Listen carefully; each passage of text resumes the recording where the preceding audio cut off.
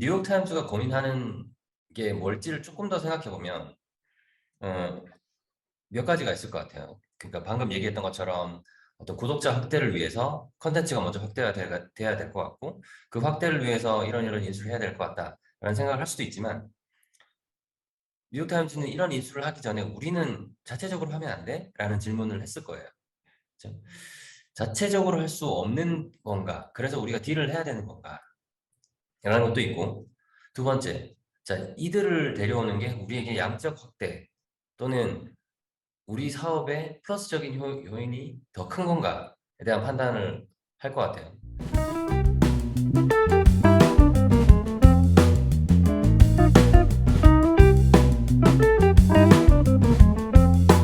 그러니까 최근에 인수했던 것들에 대한 발표 내용들이 찾다 보니까 뉴욕타임즈에서 인수했던 두 가지 건이 있어서 이 두 가지 건을 모두 좀 언급을 같은 프레임 안에서 좀 가설을 세워서 어떤 내용인지를 판단해보고 가설 검증하는 방식으로 진행을 해봤습니다.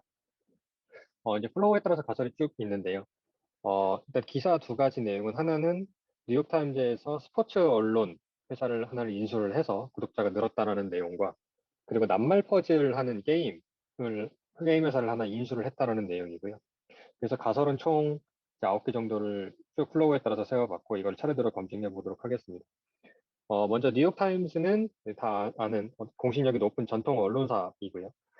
그래서 여러 가지 사업을 할 거라 예상되지만, 일단은 온라인 신문 사이트 및 오프라인 신문 사이트를 운영하고 있고, 대중의 정보 접근성 확대와 경쟁 언론, 그리고 대체 정보 제휴처, 뭐 유튜브 등이 있겠죠. 굉장히 많은 미디어들이 확대가 되면서 언론사 시장에서 시장 점유율이 하락하고 실적도 지지부진할 것이다라는 첫 번째 가설입니다. 따라서 실적 턴어라운드 혹은 실적 제고를 위해서 뉴욕타임즈가 엔터테인먼트 위주의 컨텐츠를 확대해서 편성을 할 가능성이 높고, 그렇게 해서 구독자 수를 늘리고 종합 언론지로서의 입지를 확대할 것이다. 약간은 좀 보수적인 언론에서 좀 더 종합적인 엔터테인먼트적인 요소를 넓히면서 범위의 경제를 구축할 것이다라는 생각이 먼저 들었고요. 그리고 결국에는 신문 구매 혹은 언론 사이트, 언론 콘텐츠에 대한 방문자 수를 늘리고, 이에 따른 광고에 대한 노출도를 높여서 수익성을 강화할 것이다라는 세 번째 가설입니다. 예, 그래서 언론 사이트 방문을 늘리기 위해 결국 소비자를 어떻게 끌어당길 것이냐에 관한 가설인데요.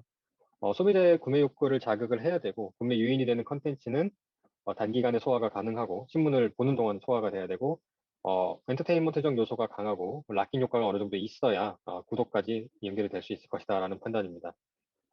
그래서 뉴욕타임즈가 시너지가 날 수 있는 기업을 어떻게 선택을 했냐? 이제 스포츠 부분은 굉장히 사람들이 스포츠 뉴스는 습관적으로 보는 부분이 있기 때문에 스포츠 언론사인 디 애슬레틱을 선정하여 인수를 하였을 것이고, 물론 인수 시에 뉴욕타임즈가 가진 공신력이 굉장히 높기 때문에 혹시 역시너지를 고려를 해서 스포츠지 중에서도 뭔가 찌라시 위주의 그런 스포츠지가 아니라 공신력이 높은 스포츠지를 선정하였을 것이다.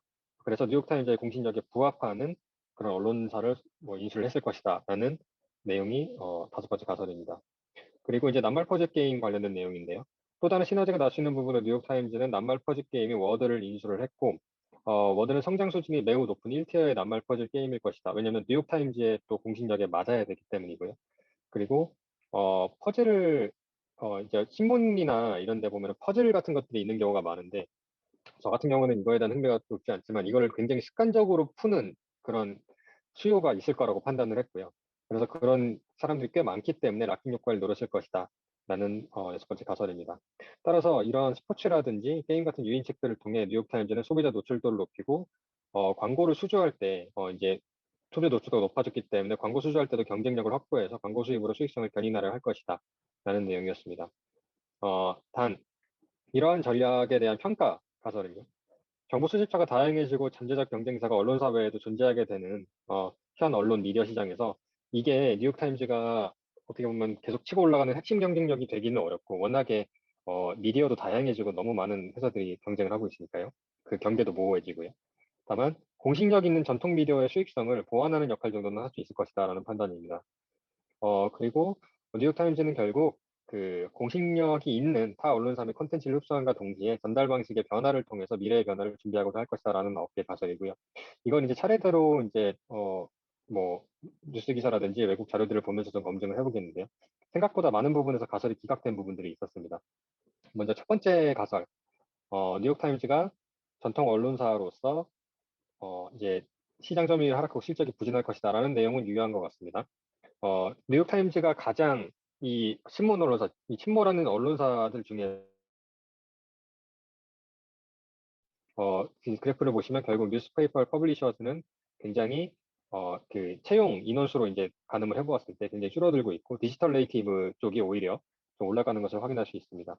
그리고 뉴욕타임즈가 굉장히 디지털 전환을 잘 했다고 평가가 되지만 2000년 이후에 실적은 정체되어 있다라고 합니다. 뭐 크게 성장하지는 못하고 있다라는 부분이고요.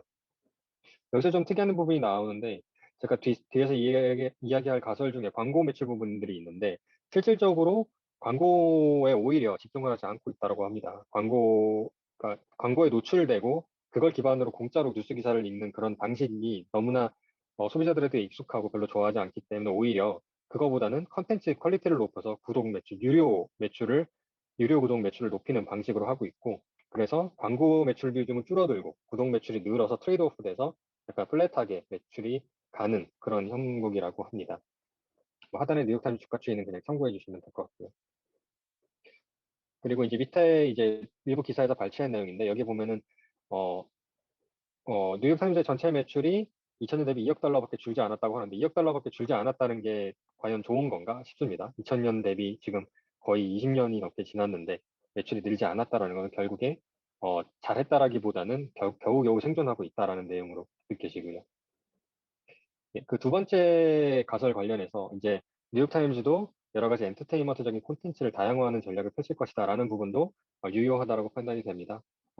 여러 가지 뭐 팟캐스트 기업을 인수하기도 하고 되게 많은 그런 콘텐츠를 보유한 기업들을 인수를 해가면서 뭐 뉴스, 요리, 게임 뭐 여러 가지 콘텐츠를 제공을 하고 있다라고 하고요. 그리고 이제 온라인 디지털 트랜스포메이션을 하면서 유료 구독자 수가 계속 늘어나고 있는데 이거를 1000만 명을 달성하겠다는 목표도 이러한 여러 가지 컨텐츠를 제공하는 데 기반한다고 판단이 됩니다. 세 번째는 가설 기각입니다. 광고 수입을 늘리는 걸 최종 목적으로 할 거라고 생각을 했었는데 오히려 이제 유료 구독자 수를 늘리고 굉장히 컨텐츠의 퀄리티를 강화하는 방식으로 오히려 이동을 하고 있었고요. 그래서 이건 아까 보여드린 그래프인데 그래서 세 번째 가설은 기각해야 된다고 생각을 했고 이 부분에서는 좀 방향성을 틀어서 생각해야 될 것 같습니다. 그 다음에 네 번째 가설. 네 번째 가설이, 예. 결국에 신문구매혹은 언론사이트 방문을 늘리기 위해서 구매 욕구를 자극을 해야 된다는 내용인데, 거기서 이제 사용된 것들이, 이제 디애슬레틱이라는, 그 스포츠 언론사를 인수를 하고, 그리고 이제 워들이라는, 이제 게임을 이제 인수를 한 건데요. 일부 유효하다라고 판단이 됩니다. 엔터테인먼트적인 요소는 충분하고 굉장히 이 워들 같은 경우도 굉장히 간단한 낱말 퍼즐인데 생각보다 엄청나게 성장을 하고 있어서 이 부분에 대한 수요가 있구나. 그리고 이 부분을 사람들이 굉장히 즐거워하는구나라는 판단은 뭐 유추할 수 있지만 결과적으로 이게 과연 유사 경쟁 제품에 비해서 계속 락킹 효과를 유지할까에 대해서는 퀘스천 마크가 달리는 부분이고요.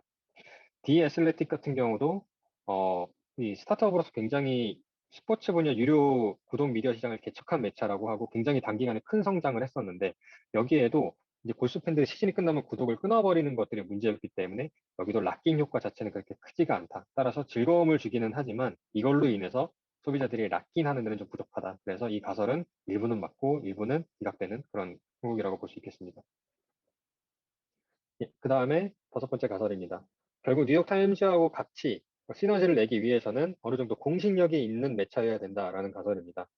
디애슬레틱 같은 경우는 이 성장 배경이 좀 특이한데요. 굉장히 이 침몰해가는 언론사 시장에서 성공할 수 있었던 이유가 첫 번째로 굉장히 깊이가 있고 굉장히 길고 이제 롱텀으로 커버를 하는 그런 기사들을 쓴다라고 하고요. 어, 그리고 이제 돈을 내고도 아깝지 않은 수준의 퀄리티를 제공을 한다라고 합니다. 그래서 굉장히 전문화된 스포츠 뉴스를 제공한다라고 볼 수 있고, 그 밑에 그래프를 보시면 DSLT 굉장히 작아 보이긴 하지만 세계 유수의 저널들의 일부를 대체할 수 있을 만큼 이제 크게 성장한 그런 언론지, 그리고 유료 언론지라고 볼 수 있겠습니다. 여기는 뭐 광고 같은 거 없이 최대한 퀄리티와 유료 서비스로 승부를 하는 그런 언론사인 것 같고요. 그런 점에서 지금 뉴욕타임즈에서 의도한 퀄리티가 있고 공신력 있는 매체를 흡수한다라는 가설은 유효한 것으로 판단이 됩니다. 그리고 이 디애슬레틱 같은 경우는 이 언론사들이 전부 다 침몰을 할 때 거기서 가장 유능한 라이터들, 가장 유능한 기자들을 체리피킹 하듯이 뽑아와서 올스타 라인업을 구축을 했다라고 합니다. 그래서 이제 굉장히 퀄리티 높은 기사를 쓴다라고 하고요. 예.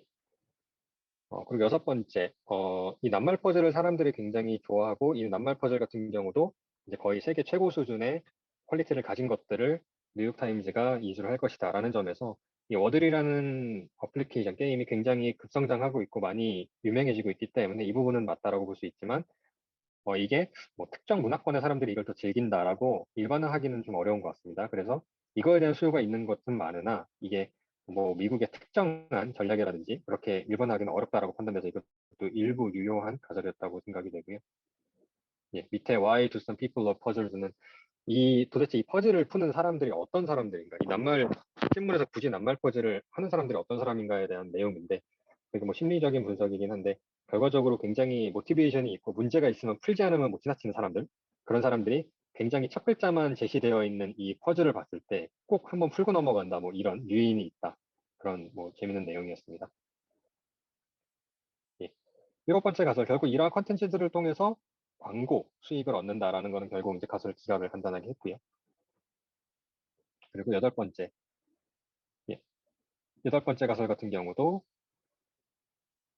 이제 결과적으로 이러한 전략들이 있지만 경쟁사들이 워낙 많고 뉴욕타임즈가 이 전략을 메인으로 이 뭐 언론 시장을 뒤집는다든지 다시 선도업체로 나가기는 좀 어려울 것이다. 다만 기존의 사업성을 유지하는 수준에 그칠 것이다라는 그런 가설이었는데요. 이 부분도 뭐 우리가 상기 언급했던 그래프인데 이런 그래프들 보면은 맞다라고 판단이 됩니다. 그리고 실제로 20년간 실적을 유지하는 데 그치고 있고 하고요. 그리고 마지막 가설입니다. 결과적으로 뉴욕타임즈가 이런 여러 시도들을 하고 있지만 또다시 살아남기 위해서는 디지털화에 넘어서 두 번째로 어떤 좀 더 지금 언급되는 그런 기술들, 뭐 AR, VR이 이미 도입이 되었고, 뭐 메타버스 이런 곳에서 더 다양한 경험을 선사하고 더 다양한 즐거움과 공신력을 제공하는 미디어 저널리즘이 되어야 한다. 그리고 그렇게 나아가려고 할 것이다라는 가설인데요. 이것도 어느 정도는 맞다라고 판단이 됐습니다. 다만 지금 뭐 메타버스나 이런 부분들에 관해서는 크게 언급되는 부분들은 없고요. 다만 이 평창동결 픽서부터 약간 파일럿 테스트를 하고 있는 게 이 기사에서 증강현실을 도입을 해서 예를 들면 그 기사를 보는 와중에 이제 방 안에다가 실제로 뭐 난민 기사면 난민들을 방 안에다가 뭐 띄울 수 있게끔 하거나 뭐 스포츠 선수들이 바로 옆에서 생생하게 운동하는 것처럼 보여준다거나 이런 식으로 이 언론 기사를 보면서 그 뉴스의 내용을 굉장히 생생하게 체험할 수 있는 방식으로 계속 진화를 꾀하고 있는 중이라고 합니다. 그래서 이런 테스트를 하면서 변화를 하고 있다라고 판단이 됩니다. 뭐 여기까지 내용이었고요. 전체적으로 세웠던 가설을 제가 뭐 빨리 하느냐고 좀 간단하게 그럴싸한 가설로 세웠었는데 의외인 부분들이 많아서 은근히 중간에 기각되는 가설들이 있었고요. 결론적으로는 광고보다는 퀄리티 중심으로 가고 있고 디지털화를 넘어서 더 이제 현대 기술에 맞는 방식으로 진화를 하고 있다라고 판단할 수 있을 것 같습니다. 예, 이상입니다. 네. 이 주제는 좀 어렵게 얘기하면 좀 여러 가지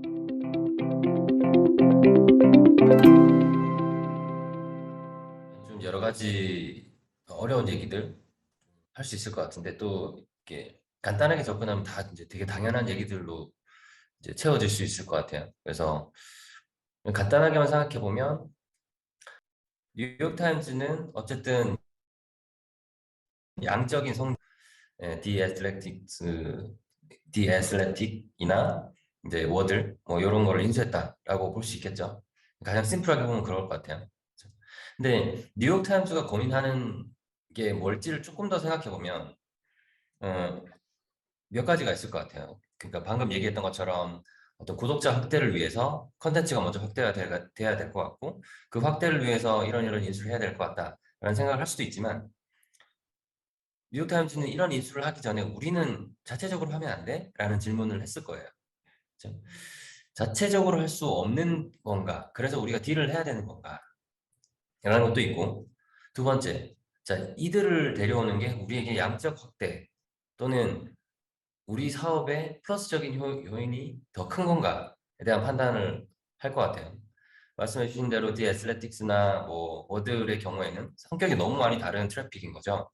그 트래픽이 뉴욕타임즈 안에 들어와서 좀 오히려 이질적인 또는 뉴욕타임즈가 기존에 가지고 있던 어떤 브랜드 파워를 희석시키는 부작용이나 어떤 부정적인 효과가 있지는 않을까라고 생각할 수도 있는 거예요. 제가 제일 좀 궁금한 거는 뉴욕타임즈가 직접 하지 않고 꼭 인수를 했어야 됐을까라는 거에 대한 질문이죠. 그러니까 인수 없이 안 되는 거냐, 뉴욕타임즈는. 인수를 좀 그러니까 인수에 대한 타당성을 제시할 때 이게 굉장히 큰 것 같아요. 저 업체가 있으면 좋은 건 나도 알겠는데 저 업체 없이 그냥 우리가 하는 게 더 싸고 좋은 거 아니야? 왜냐하면 한국의 많은 기업들이 그런 논리로 사실 M&A를 안 했던 사례들이 더 많이 있거든요. 그래서 뉴욕타임즈 이 인수를 그 관점에서 한 번 더 다시 살펴봤으면 합니다. 그래서 다시 좀 나눠보면 인수하지 않고 뉴욕타임즈가 한다고 했을 때 할 수 있는 방법이 없었을까? 또 그 해야 되는 것 중에 이런 퍼즐 게임 또는 스포츠 언론사여야만 했을까? 라는 생각을 해보는 거죠. 뉴욕타임즈가 이 애슬레틱의 어떤 구독자를 뺏기고 있거나 저쪽의 구독자는 우리가 절대 데려올 수가 없다라고 판단이 되면 인수하는 쪽으로 생각을 했겠죠. 그 안에서 생각해보면 디애슬레틱의 어떤 강점, 차별성 이런 것들이 분석이 돼야 되고 그게 아까 뒤에서 말씀해주신 디애슬레틱은 작은 신생 기업임에도 불구하고 굉장히 특이한 컨텐츠 파워가 있었다라는 거였죠. 그 컨텐츠 파워는 뉴욕타임즈가 지금 가지기에는 쉽지 않은 내용일 수 있는 거고요. 이제 그런 차이점들 때문에 뉴욕타임즈가 디애슬레틱을 좋게 봤지 않았을까? 우리가 쉽게 따라가지는 못하지 않냐라는 판단을 했을 것 같고요. 그 안에 여전히 이제 마이너스적인 요소는 있어요. 그 시즌을 크게 이제 타고 있다라는 것들을 뭐 그런 얘기들은 그런 리스크들이 있는데 어쨌든 뉴욕 타임즈가 추구하는 바가 광고 수익이 아니라 어떤 컨텐츠 차별성, 컨텐츠의 어떤 밸류를 기반으로 구독자를 늘려가는 거였는데 디애슬레틱은 또는 스포츠 언론사들은 대부분 광고 수익에 좀 언론사로서 이제 무게 중심이 실려 있었다면 디애슬레틱은 그렇지 않았다라는 포인트에서 되게 핏이 잘 맞다. 쟤네들은 우리가 같이 가도 되겠다. 리스크 크게 없을 것 같고 저 트래픽들은 우리가 추구하는 트래픽과 유사하다라고 판단을 했을 것 같긴 해요. 퍼즐 게임은 저도 사실 퍼즐 게임을 즐겨 하진 않기 때문에 잘 모르는데 퍼즐 게임을 하는 사람들은 그냥 신문에 있는 거 공짜 퍼즐만 하는 게 아니라 아예 책으로 된 이제 퍼즐 책들 사서 이렇게 비행기나 시간 나갈 때마다 뭐 계속 이렇게 해보시더라고요. 그런 관점에서 봤을 때 스티키니스가 굉장히 높은 거죠. 그러니까 그냥 필요해서 보는 게 아니라 수시로 사용하는 어떤 콘텐츠다라는 거에서 광고 수익을 노리고 하는 게 맞는 건지 아니면 구독 서비스로 유료 서비스가 가능한 건지 또 판단했을 것 같고요. 그 관점에서 뉴욕타임즈가 퍼즐로 유료 서비스를 할 수 있을까라고 생각했을 때 워들은 그걸 하고 있었다면 그러면 좀 시너지가 있을 수 있는 거죠. 그러니까 워들이 지금 유료 서비스 기반으로 하고 있는지는 확인이 안 된 것 같아요. 그죠? 그렇다면 그 부분 좀 확인이 필요할 것 같긴 한데 그런 것까지를 생각해 보면 만약에 무료 서비스로 하는 거고 광고 기반이다라고 하면 좀 더 생각을 해봐야 될 것 같아요. 이게 어떻게 지금 뉴욕타임즈와 같이 서비스 될 수 있을 것인지 같이 서비스 됐을 때 얼마나 파워풀할 것인지 그건 좀 고민을 해봐야 될 것 같은데 이게 지금 유료인지 무료인지 알 수가 없네요.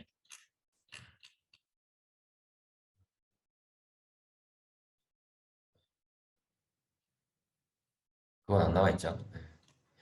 오케이. 네, 그래서 뉴욕 타임스의 입장에서 고민하는 거리들, 한계점 이런 거 생각해 보면 우리는 계속해서 구독자 베이스로 갈 거야라는 게 되게 키포인트인 것 같고 그랬을 때 어떻게 하면 이 유료 구독의 컨텐츠의 스티키니스 또는 확장성을 계속해서 키울 거냐에 고민이 있을 것 같아요. 넷플릭스가 되게 다양한 컨텐츠를 계속해서 갖추고 거기에 넷플릭스 오리지널을 계속해서 갖춰가는 거하고 같은 거죠. 생각해보면 이 그 오락성 컨텐츠와 뉴욕타임즈가 원래 들고 있던 이게 어떻게 보면 이거는 뭐라고 해야 되죠? 이건 교육용도 아니고 약간 시사 저널리즘 뭐 이런 거에 포커스되어 있는 컨텐츠인데 사실 광고 기반의 컨텐츠는 오락성 기반의 컨텐츠와 더 맥락이 가깝다고 할 수도 있을 것 같아요. 그러니까 재미로 보는 거기 때문에 광고 기반으로 가도 된다. 근데 그게 이미 오래전부터 그냥 유료 구독 서비스 기준으로 넘어간 것들이 있는 거죠. 넷플릭스가 이제 그런 거고요. 그래서 최근에는 대부분의 오락성 콘텐츠들이 이렇게 유료 구독 서비스 형태로 다 전환이 되고 있는 거고, 사실 그보다 더 당연하게 이런 시사 저널 또는 교육 어떤 콘텐츠 뭐 이런 것들은 유료 서비스가 더 적절하다라고 볼 수도 있는 거죠. 특히나 이런 시사 저널의 경우에는 광고성 콘텐츠로 이제 변질이 됐을 때 그 신뢰도, 공신력 이런 것들을 잃어갈 수도 있는 거고요. 그 부분도 좀 큰 우려였겠죠. 그래서 뉴욕타임즈가 추구할 수 있는 거는 광고보다는 유료 구독에 더 가까울 수밖에 없고, 그러다 보니 그들이 찾는 새로운 타겟, 컨텐츠의 확장, 구독자의 확장을 위해서 이런 디애슬레틱이나 워들까지 생각하는 거 아닌가 하는 것 같고, 워들에 대해서 좀 더 구체적으로 봐야만 워들이 뭐였을지, 워들의 매력 포인트가 뭐였을지 이해가 될 것 같은데요. 저도 사실 이런 그 퍼즐 서비스에 대해서 아는 바가 없어서, 다만 이제 워들이 제 생각에는 유료 서비스가 아닐까라는 거예요. 굉장히 저렴하지만 유료 서비스여서 일반적인 무료 서비스와 다른 컨텐츠를 준다라는 게 있어야 되지 않을까라는 생각이 들거든요. 네, 그건 그냥 저의 가설이고 좀 확인이 좀 필요할 것 같습니다. 네, 그리고 뉴욕타임즈가 좀 생각하는 것들은, 근데 좀 아쉬운 부분은 뒤에서 정리했던 것처럼 요즘 최근에 핫한 메타버스나 AR, VR 또는 새로운 기술이 접목되고 새로운 트렌드에 부합하는 어떤 전략적인 투자라기보다는 과거의 레거시를 유지하는 형태의 투자가 아닌가라는 생각이 들어요. 왜 그러냐면 여전히 신문 형태의 컨텐츠 유저들을 생각하고 그들을 더 이제 자기의 플랫폼 안에 유입시키는 쪽으로 생각하고 있는 거 안에서의 선택이 아니었나라는 생각이 드는 거죠. 완전히 다른 세상, 완전히 다른 플랫폼에서의 유저들을 생각한 건 없었다라는 거죠. 동일한 언론사, 그리고 신문사들이 의뢰의 한 꼭지씩 제공하는 퍼즐의 어떤 변형된 형태, 뭐 이런 것들을 보면 이 딜이 엄청 어, 최근의 기술적인 트렌드 또는 뭐 MZ 세대의 비헤이비어에 맞추어진 그런 전략인 거다라고 하긴 어려울 것 같아요. 그래서 이게 정말 맞나? 이게 정말 혁신이 있는 건가? 라는 생각이 드는 거죠. 그런 부분에서 좀 더 챌린지를 할 수도 있을 것 같아요. 만약에 저 인수 금액을 가지고 뉴욕타임즈가 했었어야 하는 딜이라면 뭐가 있었을까? 기술적인 부분에서 되게 핫한 뭔가를 할 수도 있었을 거고요. AR, VR, 메타버스 뭐 등등의 것들, 또는 뭐 SNS나 어떤 이런 커뮤니케이션에 더 도움이 되는 어떤 플랫폼 형태의 것들, 그죠? 그래서 컨텐츠 그 자체보다는 컨텐츠가 전달되는 형식에 대한 투자도 가능했을 것이다라는 거고, 뉴욕타임즈가 가지는 단점 중에 하나는 여전히 세상에서 일어나는 기사들을 모으고 그 안에서 컨텐츠가 만들어진다는 거예요. 애슬레틱, 디 애슬레틱도 마찬가지. 그러니까 넷플릭스나 디즈니 플러스처럼 자체적으로 계속해서 컨텐츠를 만들어낼 수 있는 어떤 자생력은 약하지 않나라는 생각이 들거든요. 그런 관점에서 뉴욕타임즈가 이 투자가 제대로 된 좋은 투자였을까라는 측면은 좀 생각해 봐야 되는 거죠. 컨텐츠도 사실 만들어 보면, 나눠 보면 자체적으로 만들어서 기획하고 만들고 하는 컨텐츠가 있을 수 있고, 또 이렇게 주변에 일어나는 현상들을 정리해서 이렇게 뉴스로 이렇게 보도해주는, 그러니까 유통 그 자체를 담당하는 그런 플랫폼이 있을 수 있는데, 뉴욕타임스는 유통 쪽에 너무 집중되어 있는 거 아닌가라는 거죠. 그래서 자체적인 생산에 좀 더 포커스할 수 있으면 좋지 않았을까. 문화적인 거, 컨텐츠 제너레이션, 컨텐츠를 자체적으로 만들 수 있는 기반을 좀 확보하는 게 뉴욕타임즈 입장에서 또 다른 좀 더 나은 투자가 아니었을까라는 생각은 살짝 듭니다. 그래서 최근에 마이크로소프트가 그 어디죠? 그 블리자드 인수하면서 되게 마이크로소프트의 게임 쪽 어떤 사업 포트폴리오가 되게 보강되고 그게 메타버스하고 직접적으로 연결되는 뭐 이런 선순환을 가져왔었는데 그에 비해서 뉴욕타임스의 이런 선택은 약간 더 올드하지 않나라는 생각이 들긴 해요. 네, 제가 워낙 아는 바가 없어가지고 그 깊이 있는 얘기를 많이 못 드리겠네요. 이 정도로 이 정도로 마치겠습니다. 혹시 뭐 다른 의견 있으실까요? 없으신가요? 오케이. 대표님 말씀하신 거에 동감하는 바이고요. 그래서 약간 말씀하신 대로 MS의 블리자드 인수랑 굉장히 대조되는 음, 그런 느낌으로 눈에 좀 띄길래 선정했었고, 아홉 번째, 열 번째 가설이 약간 대표님하고 말씀하신 것하고 맥락이 좀 비슷했던 것 같고요. 실제로 말씀하신 대로 과연 얘네가 그럼 부족한 게 뭘까 하고 제가 여기는 싫지 않았지만 한 판을 그려봤거든요. 그 M&A 그 형식으로 한 판을 그려봤더니 확실히 밸류 체인에서 앞단에 그 컨텐츠 개발 쪽이 좀 부족해서 그쪽에서의 시너지를 위해서 한 건데 여전히 그 전통 언론사 말씀하신 대로 전통 언론사에서 하던 것들에 대한 답습이 아닌가 이런 생각은 들었습니다. 네, 그렇죠. 이 자체적인 컨텐츠 제너레이션에 아마 신경이 쓰일 거예요. 그게 없으면 살아남기 힘들겠다라는 생각을 할 것 같고요. 근데 그게 지금 있는 비즈니스와 워낙 또 이제 확장하기가 쉽지 않으니까 연결점이 없으니까 고민을 하는 거고. 네, 그렇습니다.